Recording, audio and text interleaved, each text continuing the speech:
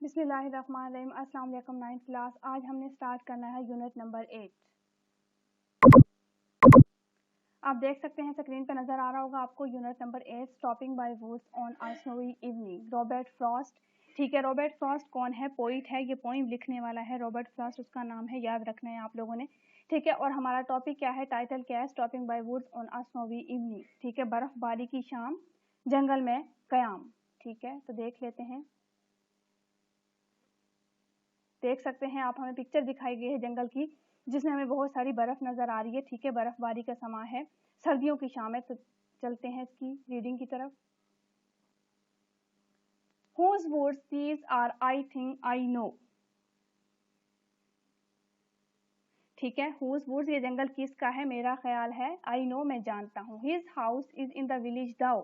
अगरचा इसका घर गांव में है। He will not see me stopping here. वो मुझे नहीं देखेगा कि मैं यहाँ ठहरा हुआ हूँ।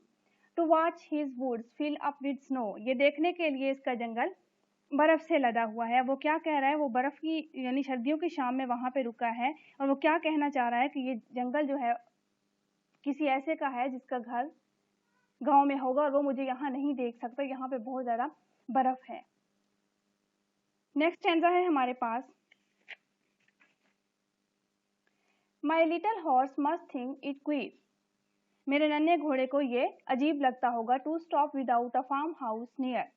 किसी ऐसी जगह पर रुकना जहां नजदीक कोई फार्म हाउस ना हो। Between the woods and the frozen lake. ठीक है, जंगल और मंजमद झील के दरमियान। The darkest evening of the year. साल की तारीख तरीन शाम को।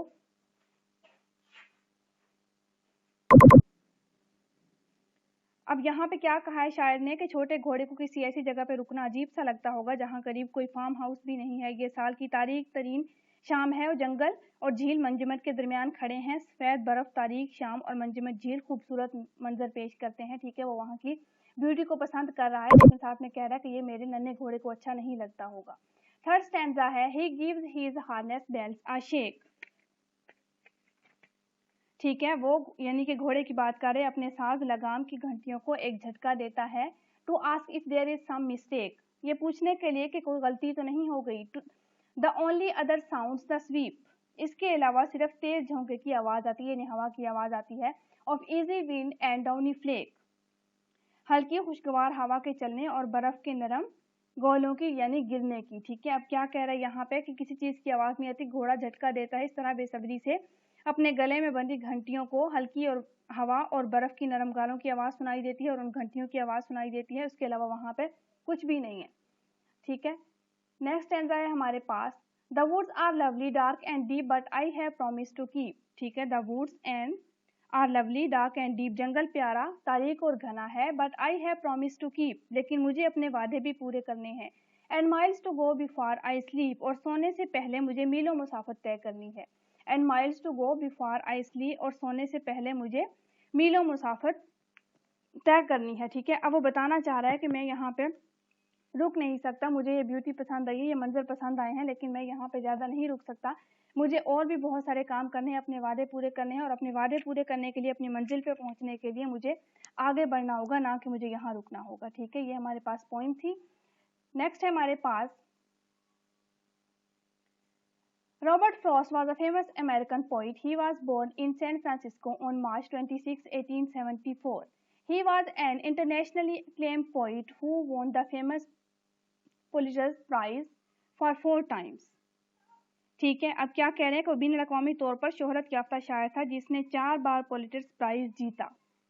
His poetry focuses on the theme of nature, in which the embedded the contemporary and philosophical issues of his time.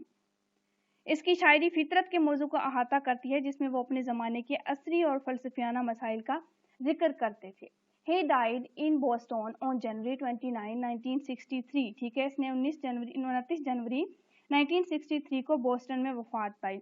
बिल्कुल वैसे ही जैसे हमने विलियम वर्ड्सवर्थ के बारे में डैफोडिल्स पोइम पढ़ी थी, वो भी उन्होंने नेचर के बारे में ही लिखी थी। तो इनके बारे में भी कहा गया है कि ये भी ज़्यादातर पोइम फितरत के बारे में लिखते हैं। Other points by Robert Frost. ठीक है, उनकी और पॉइंट्स के यहाँ पे नेम दिए गए हैं, इनमें से कोई भी आपको इंटरेस्टिंग लगे तो आप पढ़ सकते हैं। ठीक है, नेक्स्ट है हमारे पास theme of the poem. The poem points out at the attractive and exciting beauty of the nature and simultaneously hints at the need to carry on with the daily affairs of life. ठीक है, ये नज़म फितरत के पुरकशिश अंगेज खूबसूरती को उजागर करती है और साथ ही रोज़मर्रा ज़िंदगी के काम जारी रखने की ज़रूरत की तरफ भी इशारा करती है। अब ऐसा क्यों कहा गया? क्योंकि शायर को वो खूबसूरती पसंद आई थी, लेकिन उन्होंने साथ में कहा कि मैंने अपने वादे भी पूरे करने, अपनी मंजिल पर भी पहुंचना है। ठीक है, तो ये पोइम हमें क्या करती है? खूबसूरती की तारीफ करने, उसे एंजॉय करने और साथ में अपनी ज़िंदगी और रोज़मर्रा के काम को जारी रखने के बारे में बताती है। The world of fantasy is very inviting. ठीक है, तसव्वुर की दुनिया बहुत पुरकशिश है। ये तसव्वुरात ही होते हैं जो अच्छे लगते हैं। But one must maintain balance between the world of the reality and imagination.